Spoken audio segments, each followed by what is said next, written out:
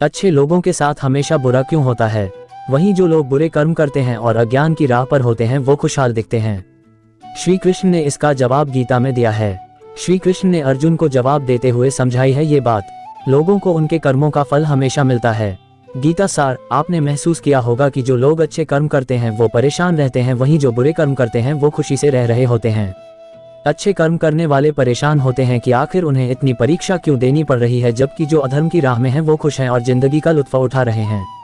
अगर आपके मन में भी ये सवाल आया है तो आज हम आपको इसका जवाब देंगे। ये जवाब वो है जो भगवत गीता में लिखा है और श्री कृष्ण ने अर्जुन को दिया था। भगवत गीता में वर्णित कथा के अनुसार जब भी अर्जुन के मन में कोई दुविधा होती थी तो वो श्री कृष्ण के पास पहुंच जाते थे।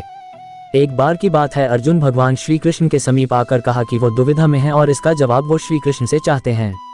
श्री कृष्ण ने पूछा कि क्या सवाल है? अर्जुन ने कहा, मुझे ये जानना है कि अच्छे लोगों के साथ हमेशा बुरा ही क्यों होता है, वहीं बुरे लोग खुशहाल दिखते हैं। अर्जुन के मुंह से ऐसी बातें सुनकर श्री कृष्ण मुस्कुराए और कहा, मनुष्य जैसा सोचता है और महसूस करता है वैसा कुछ नहीं होता है, बल्कि अज्ञानता की वजह से वो सच्चाई नहीं समझ पाता है। अर्जुन उनकी ये बात समझ नहीं पाए। इसके बाद श्री कृष्ण ने क्या कहा वो जानते हैं। श्री कृष्ण ने अर्जुन से कहा, पार्थ, मैं तुम्हें एक कथा सुनाता हूँ, उसे सुनकर तुम समझ जाओगे कि हर प्राणी को उसके कर्म के हिसाब से ही फल मिलता है। प्रकृति हर किसी को अपनी राह चुनने का मौका देती है। अब वो मनुष्य की इच्छा पर निर्भर करता है कि उसे धर्म की राह चुननी है या अधर्म की। कथा शुरू करते हुए श्री कृष्ण ने कहा, एक नगर में दो पुरुष रहा करते थे। एक पुरुष व्यापारी था जिसके जीवन में धर्म की बहुत महत्ता थी। वो पूजा पाठ में यकीन रखता था। वो हर रोज मंदिर जाता था और दान धर्म भी करता था और हर रोज भगवान की पूजा करता था। वहीं दूसरा पुरुष बिल्कुल विपरीत था। वो हर रोज मंदिर तो जाता था लेकिन पूजा करने नहीं, बल्कि मंदिर के बाहर से जूते चप्पल चुराने। उसे दान और धर्म से कोई लेना देना नहीं था। समय बीतता गया और एक दिन बहुत जोर की बारिश हो रही थी। इस वजह से मंदिर में पुजारी के अलावा कोई नहीं था। ये बात जब दूसरे पुरुष को पता चली तो उसने कहा कि ये सही मौका है मंदिर का धन चुराने का। पंडित से नजर बचाकर उसने मंदिर का सारा धन चुरा लिया।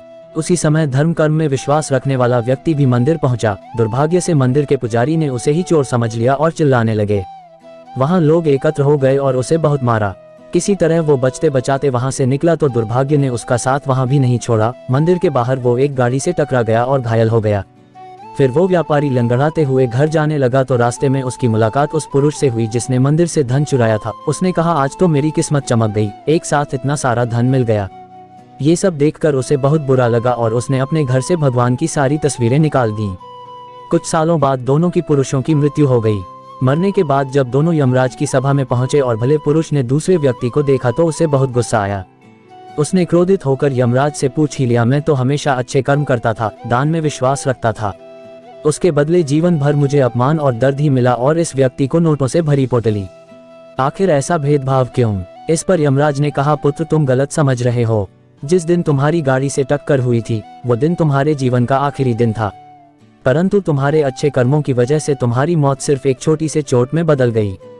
तुम इस दुष्ट व्यक्ति के बारे में जानना चाहते हो। दरअसल इसके भाग्य में राजयोग था, मगर इसके कुकर्मों और अधर्म की वजह से वो सिर्फ एक छोटी सी धन की पोटली में बदल गया।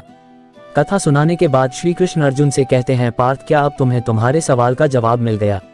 ऐसा सोचना कि भगवान तुम्हारे कर्मों को नजरअंदाज कर रहे हैं, ये बिल्कुल भी सत्य नहीं है। भगवान हमें कब क्या किस रूप में दे रहा है मनुष्य को समझ में नहीं आता है, मगर आप अच्छे कर्म करते रहें तो भगवान की कृपा हमेशा बनी रहती है। इसलिए अपने अच्छे कर्मों को बदलना नहीं चाहिए, क्योंकि उसका फल हमें इसी जीवन में मिलता है। इसलिए मनुष्य का फर्ज है कि वो हमेशा अच्छे कर्म करते रहें, क्योंकि श्री कृष्ण ने गीता में भी बताया है कि किसी के द्वारा किया गया कर्म बेकार नहीं जाता है, चाहे वो अच्छा हो या बुरा। बोलो राधे राधे।